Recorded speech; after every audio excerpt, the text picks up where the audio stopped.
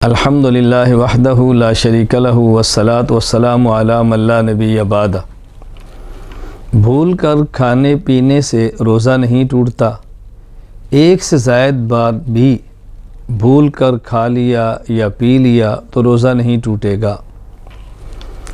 ایک شخص کو بھول کر کھاتے پیتے ہوئے دیکھا، یعنی کوئی شخص بھول گیا اور کھا رہا تھا پی رہا تھا، اگر وہ طاقتور ہے برداشت کر سکتا ہے تو اس کو یاد دلانا واجب ہے، اور اگر کمزور ہے اس کے لیے روزہ برداشت کرنا مشکل ہے تو اس کو یاد نہ دلائیں۔ وہ بھول کر کھا رہا ہے، بھول کر پی رہا ہے، اس کو کھانے اور پینے دیں۔ تھوک نگلنے سے روزہ نہیں ٹوٹتا، تھوک کم ہو یا تھوک زیادہ ہو، یعنی ایک ہے باہر گرے تھوک کو چاٹنا، نہ تھوک منہ کے اندر ہے، اندر ہی واپس چلا جائے، یہ ہے تھوک کو نگلنا۔ تو چاٹنے سے تو ٹوٹ جائے گا، کوئی شخص چاٹتا نہیں ہے، لیکن خدا نخواستہ کوئی ایسا کر لے، ہاں البتہ تھوک کو نگلنے سے روزہ نہیں ٹوٹتا، تھوک کم ہو یا زیادہ۔ اگر پان کھا کر خوب کلی غرغرہ کر کے منہ کو صاف کر لیا لیکن تھوک میں سرخی باقی ہے اور تھوک نگلا اور سرخی ساتھ گئی تو اس سے روزہ نہیں ٹوٹتا۔ ناک کو اتنے زور سے سڑک لیا کہ ناک حلق میں چلی گئی تو روزہ نہیں ٹوٹا۔ اسی طرح منہ کی رال ہے، سڑک کر نگل گیا، اس سے بھی روزہ نہیں ٹوٹتا۔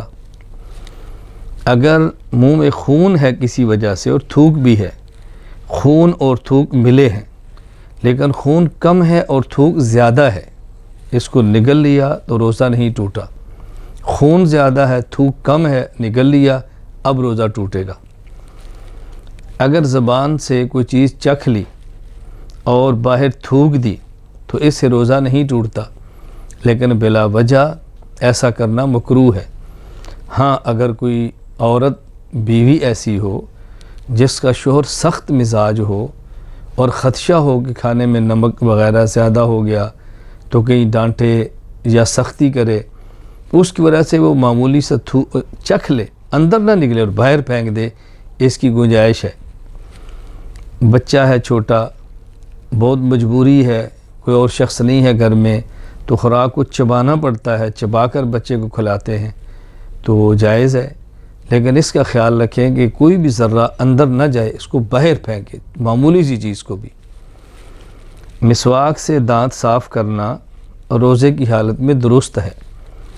مسواک سوکھی ہو تب بھی ٹھیک ہے، مسواک تر ہو تب بھی ٹھیک ہے، مسواک کا ذائقہ گلے میں محسوس ہو تب بھی جائز ہے، ذائقہ محسوس نہ ہو تب بھی جائز ہے۔